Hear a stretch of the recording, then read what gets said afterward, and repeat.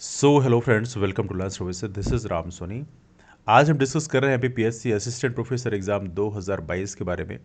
तो यहाँ पर हम आज डिस्कस करेंगे हमें क्या क्या चीज़ें कैसे करनी है, हमारा एग्ज़ाम पैटर्न कैसा है और साथ में सिलेबस में कौन कौन सी चीज़ों को हमें ज़्यादा ध्यान देना चाहिए, इसके बारे में आज डिस्कस किया जाएगा।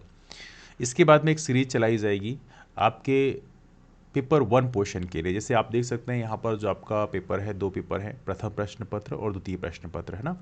पहला जो पेपर है इसमें जीएस का पोर्शन है, जिसमें मध्य देश का पोर्शन है, जिसमें मध्य प्रदेश का इतिहास, मध्य देश की हिस्ट्री, पॉलिटी, ज्योग्राफी, इकोनॉमी, ये सारी चीज़ें आती हैं। अब हम सिलेबस देखेंगे।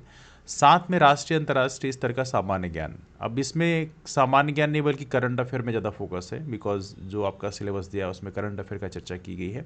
और तीसरा है कंप्यूटर का आधारभूत ज्ञान, मतलब जो इन्फॉर्मेशन कम्युनिकेशन टेक्नोलॉजी का जो टॉपिक है, आप जो सिलेबस अभी देखेंगे तो उसमें ये पोर्शन है। तो इन सबसे मिलकर 50 क्वेश्चन बनते हैं, 50 क्वेश्चन आएंगे और इसका पूर्णांक रहेगा 200 नंबर। मतलब यहाँ पे एक क्वेश्चन कितने नंबर का है? 4 नंबर का है। और याद रहे, सबसे इंपॉर्टेंट है, यहाँ पर असिस्टेंट प्रोफेसर के एग्जाम में कोई नेगेटिव मार्किंग नहीं है। दूसरा जो पेपर है वो आपके संबंधित विषय का है, जो भी आपकी सब्जेक्ट है उसका पेपर होगा। उसमें 150 क्वेश्चन रहेंगे, 600 नंबर का रहेगा, ये भी 4-4 नंबर के रहेंगे। और कुल मिला के हो जाएगा 800 नंबर का। 100 नंबर का इंटरव्यू भी डाला गया इस बार और हो गया 900 नंबर। 900 नंबर में आपकी जो रैंक लगेगी उसके हिसाब से आपका सिलेक्शन होगा। अब यहाँ पे कुछ फ्रेंड्स सोच सकते हैं कि पेपर वन का जो पोर्शन है उसमें कोई नेगेटिव मार्किंग तो है नहीं, तो बहुत बड़ा इशू है नहीं। देखो, नंबर तो सारे लोग स्कोर करेंगे। अब जैसे पेपर टू की यदि हम बात करें तो ये आपका संबंधित विषय का होगा। आप लोगों में से बहुत सारे लोग सैट क्वालिफाई करके आए होंगे, नेट क्वालिफाई करके आए होंगे, है ना। तो लेवल तो लगभग सभी का अच्छा ही होगा। पेपर वन का जो पोर्शन है इसमें ज़रूर जिसने ध्यान कम दिया तो उसको दिक्कत हो जाएगी, है ना। बिकॉज क्या है कि यदि नंबर कम रह गए तो आप सिलेक्शन से बाहर भी हो सकते हो। तो यहाँ पर मैं नहीं कह रहा हूँ कि आप इसमें ही पूरा ध्यान दें, आपको दोनों में बैलेंस बना के रखना है, लेकिन पेपर वन को भी आपको अवॉइड नहीं करना है कि हाँ चलो ठीक है कर लेंगे। अब देखो, इसमें भी सेक्शनल कट ऑफ है। 40% मार्क्स स्कोर करना कंपलसरी है यदि आप अनरिजर्व से बिलोंग करते हैं। यदि आप SC ST OBC EWS से बिलोंग करते हैं तो 30% सेक्शनल कट ऑफ दोनों के लिए दिया गया है। लेकिन सेक्शनल कट ऑफ क्लियर करना कोई बहुत बड़ी बात नहीं, चूंकि नेगेटिव मार्किंग है नहीं। लेकिन अच्छे नंबर स्कोर करना ज़रूरी है, सिलेक्शन तभी आप कर पाए ले पाएंगे, है ना। तो यहाँ पर देखा जाए तो आइए डिस्कस करते हैं। इसमें एक और चीज़ देखी है कि यहाँ पर पेपर वन के लिए 1 घंटे दिए गए हैं, पेपर टू के लिए यहाँ पर 3 घंटे का टाइम दिया गया है। तो कुल मिला के 4 घंटे का पेपर आपका रहेगा। अब इससे बहुत सारी चीज़ यहाँ पे लिखी हुई हैं तो उसका बहुत ज़्यादा मतलब है नहीं। ऑलरेडी मैं आपको बता चुका हूँ चयन प्रक्रिया कैसी है, ये चीज़ें डिस्कस कर चुके हैं आप लोगों से। आइए सीधे देखते हैं पेपर वन में क्या क्या चीज़ें डिस्कस की गई हैं, BPSC ने सिलेबस में क्या क्या रखा है। अब देखो, पेपर वन का जो पहला यूनिट है उसमें लिखा है मध्य प्रदेश का इतिहास, संस्कृति एवं साहित्य। अब देखो, इतिहास, संस्कृति एवं साहित्य में हिस्ट्री में मेन फोकस है, उसके बाद कल्चर भी है और साथ में लिटरेचर भी है। इसमें आपको ध्यान रखना है प्रमुख राजवंशों के बारे में कही गई है, इतिहास की महत्वपूर्ण घटनाओं में। राजवंशों में आमतौर पे क्वेश्चन पूछे आते हैं। अभी जो हमारे BPSC के जो भी डिफरेंट एग्जाम्स हुए हैं, तकरीबन पिछले 2-3 साल के अंतर्गत 20-25 जो एग्ज़ाम हुए उनके क्वेश्चंस कंपाइल करूंगा यूनिट वाइज, तो उसको आप देखिएगा तो वहाँ से आपको बेनिफिट मिलेगा। तो इसमें पूछ लिया आता है राजवंशों के बारे में, जैसे चंदेल वंश है, पूछ लिया जाएगा उसके बारे में, है ना। रानी कमलापति का नाम इसमें बड़ी चर्चा में, उनके बारे में पूछा सकता है ना। ऐसे डायनास्टीज़ के बारे में पूछा सकते हैं, है ना। परिव्राजक डायनास्टी के बारे में हल्का पूछ लिया जाएगा, है ना। इसके अलावा परमार वंश में राजा भोज के बारे में पूछा सकता है, समथिंग लाइक दैट, है ना। मतलब यहाँ पे जो आप पढ़ाई करें तो ध्यान रखें कि आप जो डायनास्टीज़ हैं वो तो पढ़ना ही है, मेन मेन डायनास्टीज़ जो है उसको पढ़ना है। बहुत ज़्यादा छोटी छोटी डायनास्टीज़ पढ़ने में दिमाग मत लगाना, वरना बहुत ज़्यादा टाइम चला जाएगा। डायनास्टीज़ का जो मेन रूलर है, सबसे इंपॉर्टेंट है, उसके द्वारा यदि कोई भी आर्किटेक्चर का काम कराया गया है, कोई भी ऐसा निर्माण कार्य कराया गया है, तो वो चीज़ें ध्यान रखना है ना। जैसे हुसंग शाह, तो हुसंग शाह का मकबरा है ना, रानी रूपमती का महल है, किसने बनवाया है, तो ऐसे क्वेश्चन पूछे आते हैं कई बार, है ना। स्वतंत्रता आंदोलन में मध्य देश का योगदान, ये क्वेश्चन बड़ा इंपॉर्टेंट है। फ्रीडम स्ट्रगल में जो हमारे फ्रीडम फाइटर्स रहे हैं, इसमें इवनली ट्राइबल रिवोल्ट्स का भी नाम पूछा था। जैसे अभी PSC का भी 2023 का एग्जाम हुआ है, उसमें ट्राइबल लीडर्स के बारे में पूछ लिया गया था, है ना, जिन्होंने फ्रीडम स्ट्रगल में कंट्रीब्यूट किया है। तो ऐसे क्वेश्चन भी एग्जाम में पूछाते हैं। और इसके अलावा चरण पादुका हत्याकांड है, जंग सत्याग्रह है, ये सारी चीज़ें पूछी जाती है ना। इसके अलावा किसने फ्रीडम स्ट्रगल में जो सेंटर्स रहे 1857 रिवोल्ट में, उसमें किसने कहाँ पे लीड किया, वो भी क्वेश्चन पूछे आते हैं। मध्य प्रदेश की कला एवं संस्कृति में ये क्वेश्चन बहुत इंपॉर्टेंट है। कला एवं संस्कृति का टॉपिक थोड़ा इससे मैच करता है बिकॉज ये दोनों ही लोक कलाओं की तरफ फोकस करते हैं। अब देखो यहाँ पर लोक नृत्य पूछ लिया जाएगा, कौन सा लोक नृत्य कहाँ का है, कौन सा लोक नाट्य कहाँ का है ना, समथिंग लाइक दैट, है ना। लोकगीत कौन सा कहाँ का है, तो ये चीज़ थोड़ी सी आपको रीजन वाइज देखना है। बुंदेलखंड बघेलखंड का, निमाड़ांचल का, मालवांचल का कौन सा है, ये थोड़ा ध्यान रखना है। बार बार रिवाइज करते रहना है, क्योंकि ये टॉपिक ऐसा है, बाकियों में तो मैं नहीं कहता, लेकिन ये टॉपिक ऐसा है जो बार बार भूलता रहता है, इसलिए आप प्रयास करें इसको बार बार रिवाइज करें। जितनी बार रिवीजन कर सकें उतना ही अच्छा है, बिकॉज यहाँ से क्वेश्चन सिंपल आते हैं और बन जाते हैं, लेकिन यदि आप रिवाइज की रहेंगे तभी बनेगा, अदरवाइज कंफ्यूजन में चला जाएगा। मध्य प्रदेश की प्रमुख जनजातियां बोलियां, जनजातियों से क्वेश्चन पूछाते हैं, जनजातियों के फेस्टिवल्स पूछ लिए जाएंगे आप लोगों से।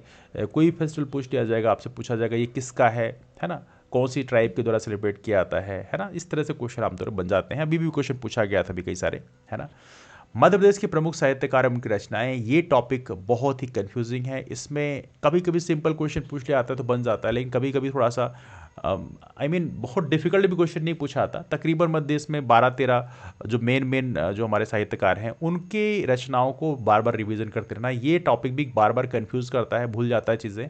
तो ये कला एवं संस्कृति का टॉपिक है, लोक कलाओं वाला, और साथ में साहित्यकार, ये दोनों टॉपिक को बार बार रिवीजन करना। यहाँ पे कईयों से गलतियां होती हैं, यदि इस टॉपिक को आप बार बार रिवीजन करोगे तो ये 2-3 क्वेश्चन यहाँ से आपको एक्स्ट्रा निकलेंगे जो बाकी लोगों से यूजली आसानी से नहीं बनते।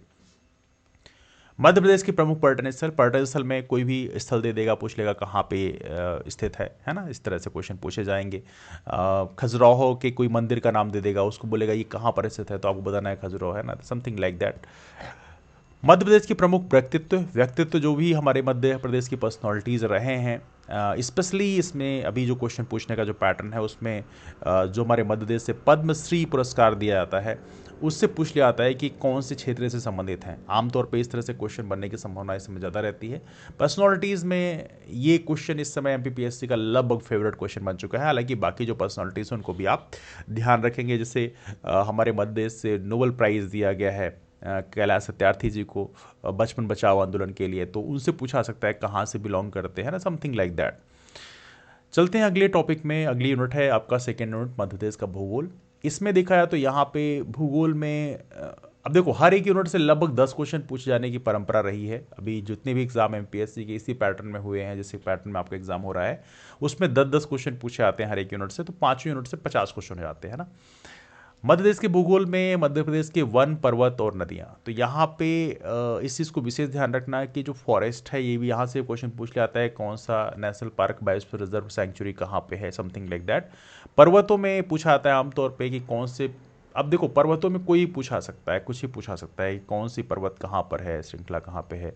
अभी अभी पीएससी ने क्वेश्चन ये भी तक पूछा था कि हमारे यहाँ जो जो सोन नदी है वो कौन से, सॉरी हमारा जो कैमूर रेंज है वो कौन सी 2 नदियों के बीच में विभाजक का कार्य करती है ना।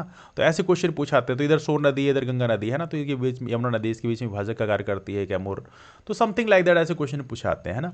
तो हमारे जो मेन रेंजेस हैं उसको आप ध्यान रखिएगा, जैसे कैमूर रेंज है, फिर इसके बाद भांडेर रेंज यहाँ पे बुंदेलखंड के क्षेत्र में है। नीचे की बात करो तो यहाँ पे अपना जो मेन रेंज है मैकाल रेंज है, जो कि अमरकंटक में स्थित है। फिर महादेव रेंज है जो कि आपके होशंगाबाद के रीजन में पचमढ़ी उसी में है। फिर गाविलगढ़ रेंज भी यहाँ थोड़े नीचे साइड में पड़ता है, और यहीं पे बड़वानी वगैरह की रेंज भी पूछी जाती है, एग्जाम में भी पूछा गया था। और राजपीपला रेंज फिर लास्ट में आता है राजपुर के पास। तो ऐसे रेंजेस के नाम थोड़ी सी ध्यान रखिएगा, है ना। मध्य प्रदेश की जलवायु से क्वेश्चन अक्सर बनते हैं, आमतौर पर पूछ लिया आता है, किसी भी तरह से क्वेश्चन घुमा फिरा के पूछ लिया आता है जलवायु से, तो ये थोड़ा सा याद रखना। Agro climatic zone Madhya Pradesh में 11 है, वो भी आपको ध्यान रखना है, ऐसे क्वेश्चन भी एग्जाम में पूछे आते रहे हैं। मध्य प्रदेश के प्राकृतिक एवं खनिज संसाधन, ये खनिज संसाधनों से क्वेश्चन पूछ आते हैं। इस समय जो पैटर्न चल रहा है उसमें पूछ लिया आता है कि कौन से खनिज में मध्य प्रदेश की रैंक क्या है। जैसे अभी पूछा गया था तांबे में मध्य प्रदेश की रैंक क्या है, जैसे मध्य प्रदेश की फर्स्ट रैंक है तांबे के उत्पादन में। मलाज खंड जो कि सबसे महत्वपूर्ण माइन है बालाघाट में, जो कि काफ़ी इंपॉर्टेंट है, वहाँ से क्वेश्चन पूछ लिया गया था। इसके अलावा आयरन में पूछ लिया जाएगा कौन सी रैंक है, स्पेशली अभी कोल में पूछा सकता है मध्य प्रदेश की रैंक क्या है, ऐसे क्वेश्चन पूछे जाते रहे हैं। तो इन चीज़ों को थोड़ा ध्यान रखना, मतलब माइंस का नाम भी याद रखना है और साथ में कौन सी रैंक मध्य प्रदेश की है, करीबन 7-8 मिनरल्स के लिए, खनिजों के लिए, वो थोड़ी सी ध्यान रखना आप। ऊर्जा संसाधन परंपरागत एवं गैर परंपरागत, ये टॉपिक थोड़ा सा इंटरेस्टिंग है, बिकॉज यहाँ पे भी जो सोलर एनर्जी में थोड़ा क्वेश्चन पूछ लिया आता है। हमारे जो पावर प्लांट्स हैं वहाँ से क्वेश्चन पूछ लिया जाएगा। जैसे हमारा अल्ट्रा मेगा सोलर प्रोजेक्ट है रीवा का 750 मेगावाट का, उससे क्वेश्चन पूछ लिया गया था कहाँ पे है, गुढ़ तहसील में है। इसके अलावा क्वेश्चन पूछ लिया गया था आपसे जो हमारा तैरता हुआ सोलर प्लांट की स्थापना की जा रही है 600 मेगावाट, तो वो क्वेश्चन पूछ लिया गया था, जो कि ओमकारेश्वर डैम में स्थापित किया जा रहा है, something like that. Wind mills के बारे में क्वेश्चन पूछ लिया गया था, कहाँ पर है ना, इस तरह से क्वेश्चन बन जाते हैं। मध्य प्रदेश की प्रमुख सिंचाई एवं विद्युत परियोजनाएं, विद्युत परियोजनाएं बड़ी इंपॉर्टेंट हैं, जिसमें दोनों ही हैं, हाइडल और थर्मल, दोनों ही आपको पढ़ना पड़ेगा प्रॉपर तरीके से। हालांकि बाकियां भी आती हैं, लेकिन ये जो मेन है इनको जरूर ध्यान रखना है कि कौन सा, अक्सर पूछा जाता है कि कौन सी परियोजना कहाँ पे है। सतपुड़ा ताप विद्युत केंद्र पूछ लिया जाएगा कहाँ पे है, तो सारणी में है ना, बैतूल में। ऐसे क्वेश्चन अक्सर एग्जाम में पूछे जाते रहे, तो इन चीज़ों को थोड़ी ध्यान रखना है कि यहाँ पे थोड़ा फोकस, जैसे विंध्याचल है वो कहाँ पर है, तो इन चीज़ों, अमरकंटक का पूछ लिया गया था अभी, तो इन चीज़ों को थोड़ी ध्यान रखना है। तो परियोजनाएं आपको याद होनी चाहिए, बहुत इंपॉर्टेंट है। तो किन एरिया में ज़्यादा फोकस करना है ये आपने समझ लिया। रिवीजन इन पोर्शन का बार बार करना है, थोड़ी याद रखना, परियोजनाओं का रिवीजन बार बार करना है। यहाँ पे कई बार कंफ्यूजन आता है कि कौन सी परियोजना कहाँ पे स्थित है, बिकॉज कई सारी हैं तो हल्का कंफ्यूजन हो जाता है, तो इन चीज़ों को रिवीजन करना। नदियों में याद रखना कि जो ट्राइब्यूटरीज हैं उसको रिवाइज करते रहना। जैसे अभी पूर्णा नदी से क्वेश्चन पूछा गया था कि पूर्णा नदी किसकी सहायक नदी है, तो ताप्ती नदी की सहायक नदी है। तो ये क्या मैंने बोला कि क्या होता है कि कुछ क्वेश्चन ऐसे होते हैं जो एक दो बार पढ़ लो तो आपके दिमाग में बैठ जाते हैं ना, वो ईजी क्वेश्चन होते हैं। फिर कुछ क्वेश्चन ऐसे होते हैं जिसको जब 8-10 बार आप रिवाइज करते हो तब जाके आपके दिमाग में बैठता है। तो ये वो टॉपिक हैं जो 8-10 बार रिवीजन मांगते हैं, बिना रिवीजन के आपसे क्वेश्चन नहीं बनेंगे, है ना। तो प्रयास करें, जैसे नदियों का जो टॉपिक है इसको बार बार रिवीजन करते रहें, जो महत्वपूर्ण परियोजनाएं हैं इसको बार बार रिवीजन करते रहें। खनिज संसाधनों में थोड़ा सा इसको बार बार रिवीजन करते रहें, कौन से खनिज कहाँ पे पाए जाते हैं, किस खनिज में मध्य प्रदेश की रैंक क्या है, ऐसे क्वेश्चन को यहाँ पे बार बार रिवीजन मांगता है, इसलिए आप इसको बार बार रिवीजन करते रहें तो आपको बेनिफिट मिलेगा। तो ये नदियों का एक टॉपिक है, दूसरा खनिजों का टॉपिक है, और तीसरा विद्युत परियोजना का टॉपिक है। 3 टॉपिक को बार बार आप रिवीजन करते रहें तो यहाँ पे अच्छे नंबर स्कोर करने के चांसेस आपके होंगे, है ना। तीसरा यूनिट आपके सामने है मध्य प्रदेश की राजनीति और अर्थशास्त्र। राजनीति और अर्थशास्त्र के बाद देखिए, ये जो टॉपिक मैंने आपको बताई कहाँ से आप प्रैक्टिस कर सकते हैं, कोई भी एमसीक्यू किताब ले आए, पुणेकर, महावीर, टाटा मैकग्रा-हिल की किसी भी किताब से आप प्रैक्टिस कर सकते हैं। बट प्रयास करें कि थ्योरी भी पढ़ते चलें साथ में, कोई भी नहीं, पुणेकर, महावीर, कोई भी एक थ्योरी किताब भी आप ले लें और उसके साथ ही पढ़ें, है ना। मध्य प्रदेश की राजनीति, हाँ, इनके लिए हमारे पास बैच कोर्स भी उपलब्ध है, थ्योरी का भी बैच कोर्स उपलब्ध है, एमसीक्यू प्रैक्टिस की भी बैच कोर्स उपलब्ध है। तो उसके लिए आप नंबर पे कॉल भी कर सकते हैं, नंबर है 8826033084, है ना। इस नंबर पे कॉल करके आप इन्फॉर्मेशन ले सकते हैं, तो आप इस बैच कोर्स को ज्वाइन कर सकते हैं। और साथ में एक और महत्वपूर्ण चीज़ है कि आप हमारा टेलीग्राम ग्रुप है रामसोनी MBPSC, इसको भी ज्वाइन कर सकते हैं। इसकी लिंक आपको नीचे डिटेल से मिल जाएगी, तो उसके माध्यम से जो अपडेट दिए आते हैं वो भी आपको वहाँ से मिल जाते हैं ना। चलिए अगला क्वेश्चन, अगला यूनिट है मध्य प्रदेश की राजनीति और अर्थशास्त्र। देखिए, राजनीति और अर्थशास्त्र काफ़ी इंपॉर्टेंट है पढ़ने के लिए। इसको आमतौर पे लोग, हालांकि पुणेकर की किताबें आती हैं इस पोर्शन कवर करने के लिए, पुणेकर, महावीर की, लेकिन आप लक्ष्मीकांत को भी प्रेफर कर सकते हैं इन केस आपको इंटरेस्ट थोड़ी डिटेल में पढ़ने का है।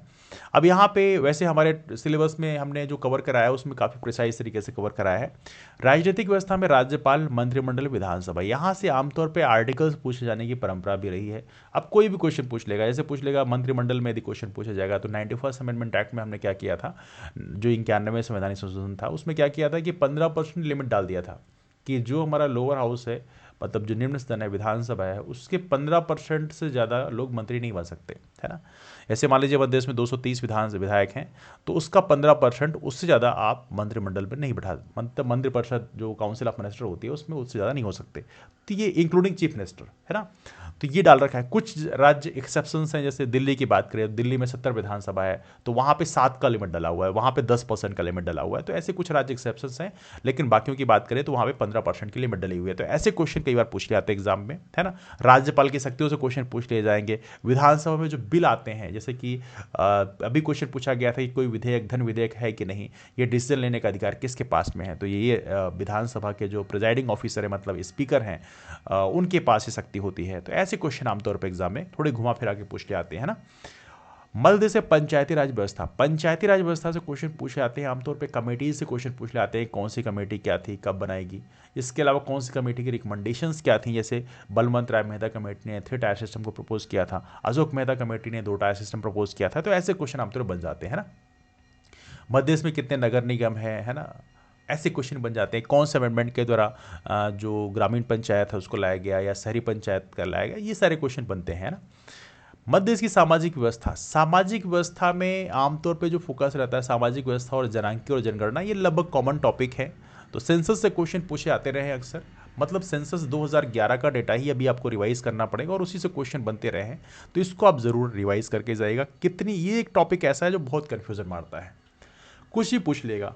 पूछने का जो भी पैटर्न रहा है अभी पूछ लेते हैं कि बताओ किस ज़िले में पॉपुलेशन डेंसिटी सबसे कम है, जनसंख्या घनत्व सबसे कम रहा है, किस ज़िले में जो लिटरेसी रेट है वो सबसे नीचे वाले 5 का पूछ लेगा, सबसे ऊपर 5 का पूछ लेगा। ऐसे जो चीज़ें हैं थोड़ा सा उसको बार बार रिवाइज करोगे तभी आपसे बनेगा, है ना। तो ये टॉपिक थोड़ा सा कन्फ्यूजिंग है, इसको बार बार रिविजन करते रहें। मध्य देश का आर्थिक विकास, अब देखो आर्थिक विकास में ये टॉपिक वैसे इकोनॉमिक सर्वे का है। इकोनॉमिक सर्वे में कुछ भी क्वेश्चन पूछा जाएगा आर्थिक सर्वेक्षण में, जैसे बजट से क्वेश्चन पूछ लिया है, कौन सी स्कीम के लिए हमने कितना बजट दिया है। इसके अलावा पूछ लिया जाएगा आप लोगों से कि जो प्राथमिक क्षेत्र है, मतलब जो कृषि क्षेत्र है उसका कितना शेयर है। मैन पावर का ही पूछ लिया जाएगा, कितने लोग जो हैं उस क्षेत्र में पार्टिसिपेट करते हैं, या एक अर्थव्यवस्था में उस क्षेत्र का कितना शेयर है प्राथमिक क्षेत्र का, है ना। ऐसे क्वेश्चन आमतौर पर बनते रहे हैं, तो इन चीज़ों को थोड़ा ध्यान रखिए। पर कैपिटा इनकम भी पूछा आता है कि मध्य देश का पर कैपिटा इनकम कितना है। अब दोनों तरीके से पूछा सकता है, स्थिर भाव में, मतलब जो स्थिर भाव है, प्रचलित भाव, दोनों से पूछा सकता है। तो करंट रेट से पूछा सकता है कितना है ना, बिकॉज प्रचलित भाव से क्वेश्चन बन जाता है कि हमारे जो पर कैपिटा इनकम है प्रचलित भाव से कितना है करंट रेट के हिसाब से। स्थिर भाव के आधार पे भी, बेस रेट के आधार पे पूछा सकता है। तो दोनों तरह से क्वेश्चन पूछे आते हैं। तो इकोनॉमिक सर्वे आप पढ़ोगे तो यहाँ पे मिल जाएगा। इकोनॉमिक सर्वे की वीडियो मैंने बनाया भी है, तो उसको आप देख लीजिएगा, उसका जो समरी है। हालांकि अभी हमारे जो क्लासेस हैं, बैच कोर्स जो हमने बनाया है, उसमें ये चीज़ें उपलब्ध है। मध्य प्रदेश के प्रमुख उद्योगों में क्वेश्चन बन जाता है कौन सा उद्योग किस क्षेत्र में प्रचलित ज़्यादा है। अभी हमारे मध्य प्रदेश में जो क्वेश्चन पूछे जाने की जो परंपरा रही है उसमें यही पूछा आता है कि कौन सी इंडस्ट्री, जैसे अभी पूछा गया था, जैसे ग्वालियर से क्वेश्चन अभी पूछ लिया गया था, है ना। तो कोई भी इंडस्ट्री अभी नया इंस्टॉलेशन यदि हुआ है तो उसका भी पूछा सकता है कि उद्योग बेसिकली कहाँ पे लगाया गया है, ऑर्डिनेंस फैक्ट्री कहाँ पे है। ऐसे क्वेश्चन भी एग्जाम पूछाते रहे, तो मतलब नए पुराने दोनों का मर्जब पूछा आता है ना। तो थोड़ा ध्यान रखिएगा, प्रमुख उद्योग पूछाते हैं, कौन से क्षेत्र किस उद्योग के लिए फेमस है, थोड़ी इसको ध्यान रखना है। कृषि एवं कृषि आधारित उद्योग, ये बड़ा इंपॉर्टेंट है इस समय, और इससे जो क्वेश्चन बड़ा पॉपुलर इसमें बन रहा है मध्य देश में, उसमें एक जिला एक उत्पाद योजना में कौन जिले में कौन से उत्पाद को आपने आइडेंटिफाई कर रखा है, वहां से क्वेश्चन काफी बन रहा है। इसके अलावा हमारे मध्य देश में कई सारे नए GI tag, geographical indication tag बने हैं, है ना। तो वहां से क्वेश्चन बहुत ज़्यादा बनते रहे हैं। तो ये टॉपिक भी काफ़ी कंफ्यूज करता है, तो ये टॉपिक को आप बार बार रिवीजन जरूर करते रहें। मतलब सेंसस और ये कृषि आधारित उद्योग, मतलब जिसमें स्पेशली एक जिला एक उत्पाद योजना और ज्योग्राफिकल इंडिकेशन, ये चीज़ें जरूर आप बार बार रिवीजन करते रहें। तो यहाँ से आप अच्छे नंबर स्कोर कर सकते हैं, है ना। तो ये रहा हमारा तीसरा यूनिट। चलते हैं चौथे यूनिट में, let's go to fourth unit. इसमें है आपका अंतर्राष्ट्रीय, राष्ट्रीय, मध्य देश की महत्वपूर्ण समसामयिक घटनाएं। करंट अफेयर का टॉपिक है बेसिकली देखा जाए तो। इसमें आप पूरा करंट अफेयर पढ़ने के लिए आप एक तो आप स्पीडी को प्रेफर कर सकते हैं। स्पीडी की जो मैगजीन आती है, पतली सी मैगजीन आती है, उसको आप पढ़ सकते हैं। और साथ में मध्य देश करंट अफेयर की कोई किताब ले लीजिए। कई सारी किताबें हैं मार्केट में चल रही हैं, जो भी आपको सही लगे उसको आप ले सकते हैं, है ना। तो महत्वपूर्ण समसामयिक घटनाएं हैं करंट अफेयर का। देश एवं प्रदेश की प्रमुख खेल प्रतियोगिताएं हैं, पुरस्कार हैं, खेल संस्थाएं हैं। तो ये टॉपिक जो है, इसमें जो मेन फोकस हमें रखना है उसमें, जैसे आमतौर पे जो क्वेश्चन पूछे आते हैं, जैसे एकलव्य पुरस्कार है वहाँ से क्वेश्चन बन जाएगा। विश्वामित्र अवार्ड जो कोच को दिया जाता है वहाँ से बन जाएगा। इसके अलावा जो हमारे यूथ होते हैं, मतलब जो सीनियर कैटेगरी होती है, इसमें हम विक्रम पुरस्कार देते हैं, तो वहाँ से क्वेश्चन बन जाता है। अब इसमें कुछ ही पूछ लिया जाएगा, कौन से प्लेयर कौन से फील्ड से संबंधित हैं, कहाँ से बिलोंग करता है, ऐसे क्वेश्चन आप बनते हैं। तो प्रयास करिए एकलव्य पुरस्कार, एकलव्य पुरस्कार, विश्वमित्र पुरस्कार, चलो ठीक है, एकलव्य पुरस्कार के अलावा विक्रम पुरस्कार, इन दोनों को बार बार आप रिवाइज करते रहो। इसके अलावा अभी जो क्वेश्चन पूछ जाने की परंपरा रही है उसमें जैसे पूछ लिया गया था हॉकी में कौन कौन सी वुमेन पार्टिसिपेट करी है हॉकी टीम में, अभी जो हमारा हुआ है। तो ऐसे क्वेश्चन आमतौर पर बनते रहे हैं, थोड़ा सा उसको बार बार देखते रहना। हालांकि ऐसे क्वेश्चन को टिक कर पाना थोड़ा मुश्किल हो जाता है, लेकिन फिर भी मैं फिर बोल रहा हूँ कि यहाँ पे जो एग्ज़ाम होता है वो आपकी बेटर डिसीजन मेकिंग का टेस्ट होता है। तो बहुत ज़्यादा नॉलेज नहीं बल्कि थोड़ा गेस वर्किंग भी थोड़ी आपको सीखना होता है, तो आप बेहतर परफॉर्मेंस आप एग्ज़ाम में कर सकते हो, है ना। तो नॉलेज के साथ साथ जो क्वेश्चन पूछे जा रहे हैं उसमें भी आपको हल्का एनालिसिस करना होता है कि जो एग्जामिनर क्वेश्चन बनाया है उसका व्यू पॉइंट क्या रहा होगा, तो उस हिसाब से भी आप गेस वर्किंग करके सही आंसर को टिक कर सकते हैं ना। उसके बारे में डिटेल में हम बाद में डिस्कस करेंगे। इसका तीसरा टॉपिक है मध्य प्रदेश राज्य की प्रमुख जन कल्याणकारी योजनाएं। जो योजनाएं स्कीम्स हैं यहाँ से क्वेश्चन खूब सारे बनेंगे, बिकॉज बहुत सारी योजनाएं मध्य सरकार ने भी लॉन्च की है, केंद्र सरकार ने भी लॉन्च करी है। दोनों ही योजनाएं आपसे पूछी जा सकती हैं, उनको थोड़ा बार बार रिवीजन करते रहें, है ना। मध्य प्रदेश के चर्चित व्यक्तित्व में स्थान। अब चर्चित व्यक्तित्व में स्थान, इसमें अब दोनों चीज़ें बन जाती हैं। वहाँ पे भी आपका पहले पर्सनालिटीज़ का एक टॉपिक था, यहाँ भी टॉपिक दिया हुआ है। तो इसमें जो रिसेंट है, जैसे पद्मश्री अवार्ड किसी को मिला है, वहाँ से क्वेश्चन बन जाएगा। पद्मभूषण दिया गया है, वहाँ से क्वेश्चन बन जाएंगे, समथिंग लाइक दैट। या बाकी जो अवार्ड मिले हैं, जैसे कि अभी क्वेश्चन पूछ लिया गया था, जो हमारा राजीव गांधी खेल रत्न पुरस्कार दिया गया था, तो वहाँ से क्वेश्चन बन गया था किसे दिया गया है ना, समथिंग लाइक दैट। तो इस तरह से क्वेश्चन को बार बार रिवीजन आप करते रहेंगे। तो ये टॉपिक है करंट अफेयर का। इसको पढ़ने के लिए आप कोई भी एक मैगजीन ले लीजिए और साथ में स्पीडी जैसी जो करंट अफेयर की बुक्स हैं उसको आप प्रेफर कर सकते हैं, बिकॉज जो पतली सी किताब है, बहुत ज़्यादा टाइम लगाने की भी जरूरत आपको नहीं है। 5वीं यूनिट है आपका सूचना एवं संचार प्रौद्योगिकी। ये है इंफॉर्मेशन कम्युनिकेशन टेक्नोलॉजी। ये टॉपिक ऐसा है जो थोड़ा सा हम लोग आमतौर पे थोड़े कम पढ़ते हैं, तो इसमें आपको थोड़ा विशेष फोकस देना पड़ेगा। और साथ में हमने जो कि आपको बताया था कि जो पिछले 20-25 एग्जाम हुए हैं इस पैटर्न में, उसके क्वेश्चंस को कंपाइल करेंगे यूनिट वाइज। तो वहाँ पर तकरीबन 250-300 क्वेश्चन का एक कंपाइलेशन लाया गया है, तो उसको आप जरूर देखिएगा। तो वहाँ से आपको काफ़ी सारा बेनिफिट मिलेगा। बहुत सारे question as it is repeat हो जाते हैं, है ना, तो उसको आप जरूर देखिएगा। वो सभी चैनल में आपको प्रॉपर तरीके से दिया जाएगा। और साथ में इसकी थ्योरी भी हमने वैसे प्रोवाइड करी है, तो उसको भी आप ज्वाइन कर सकते हैं। तो इसमें टॉपिक है इलेक्ट्रॉनिक्स, कंप्यूटर, सूचना एवं संचार प्रौद्योगिकी। अब देखो, कंप्यूटर से भी क्वेश्चन बन जाते हैं, रैम रोम से क्वेश्चन पूछाते हैं, परमानेंट मेमोरी कौन सी है, सेकेंडरी मेमोरी है ना, प्राइमरी मेमोरी कौन सी है। इलेक्ट्रॉनिक से भी क्वेश्चन बनते रहे हैं, सो संचार प्रौद्योगिकी से भी क्वेश्चन बनते रहे हैं। दोनों प्रकार क्वेश्चन यहाँ बनते हैं। रोबोटिक्स से कई बार क्वेश्चन बन जाते हैं, कौन सा, अब आर्टिफिशियल इंटेलिजेंस में कौन सा किसका रोबोट है, ये भी क्वेश्चन बन जाता है। आर्टिफिशियल इंटेलिजेंस से क्वेश्चन बने हैं। साइबर सिक्योरिटी, अब आर्टिफिशियल इंटेलिजेंस में अभी इस समय चैट जीपीटी का चल रहा है, तो चैट जीपीटी किसने लॉन्च किया, ओपन एआई ने, तो ये क्वेश्चन पूछे जाते हैं। साइबर सिक्योरिटी से क्वेश्चन बनता है, फिशिंग है, विशिंग है, स्मिशिंग है, ऐसे क्वेश्चन बन जाते हैं, है ना, साइबर अपराध जो हैं। इसके अलावा जो डिनायल ऑफ सर्विस है, DOS है, वहाँ से क्वेश्चन बनते हैं। ई गवर्नेंस में क्वेश्चन बनते हैं। अब ई गवर्नेंस में ई कॉमर्स जैसे थोड़ा सा सिस्टम बनता है, तो वहाँ से बन जाता है किस तरह से काम करता है। इवनली जो गवर्नमेंट की जो डिफरेंट जो ऐप लॉन्च होते हैं, जो बड़े फेमस ऐप होते हैं, उसके भी क्वेश्चन बन जाते हैं कई बार। इंटरनेट सोशल नेटवर्किंग साइट, तो यहाँ से भी क्वेश्चन बन जाते हैं सोशल नेटवर्किंग साइट से। माइक्रो ब्लॉगिंग प्लेटफॉर्म कौन सा है, ऐसे बन जाते हैं, है ना, ऐसे छोटे छोटे क्वेश्चन बन जाते हैं। जैसे भारत का अपना खुद का इंडियन जो माइक्रो ब्लॉगिंग प्लेटफॉर्म कू है, वहाँ से भी क्वेश्चन पहले बने हैं। तो ऐसे क्वेश्चन आमतौर बन जाते हैं ना, इनको बार बार आपको देखते रहना पड़ता है। ई कॉमर्स में एक केस दे दिया जाएगा कि चलो फ्लिपकार्ट किस तरह का ई कॉमर्स है, तो आप बता सकते हैं बिजनेस टू कस्टमर है ना, ऐसे 2-4 ऑप्शन, 2-4 इस तरह से बन जाते हैं। तो उस तरह से क्वेश्चन को आपको रिप्लाई करना होता है।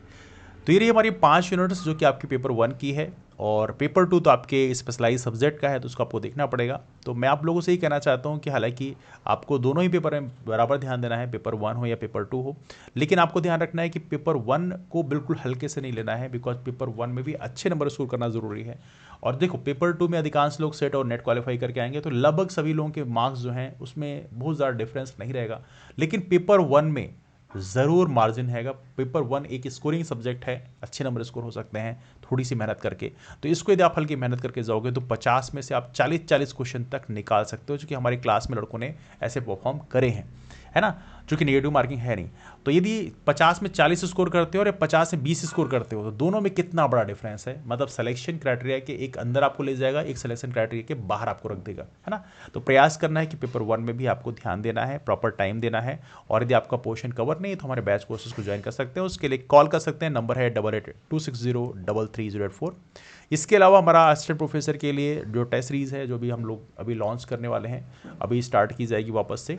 तो उसमें बेसिकली यूनिट वाइज हम लोग जो भी हाल ही में क्वेश्चन पूछे गए हैं पिछले 20-25 एग्जाम MPSC के, उसमें क्वेश्चन को कंपाइल करके आपको लाया जाएगा आपके सामने यूनिट वाइज। तो उससे आपको ये पता चलेगा किस तरह के ट्रेंड के क्वेश्चन MPSC पूछती है, और साथ में ये पता चलेगा कि कई सारे क्वेश्चन रिपीट भी होते हैं, तो आपको डेफिनेटली काफ़ी सारा बेनिफिट उससे मिलेगा। तो डिस्कशन को वाइंड अप करते हैं, मुलाकात करते हैं फिर। तब तक के लिए bye, take care, have wonderful day, keep forward and take care. यदि आपके पास कोई डाउट्स है तो नीचे कमेंट कर पूछ सकते हैं, और साथ में कॉल के माध्यम से भी आप बैच कोर्स से जानकारी ले सकते हैं। That's all, thank you.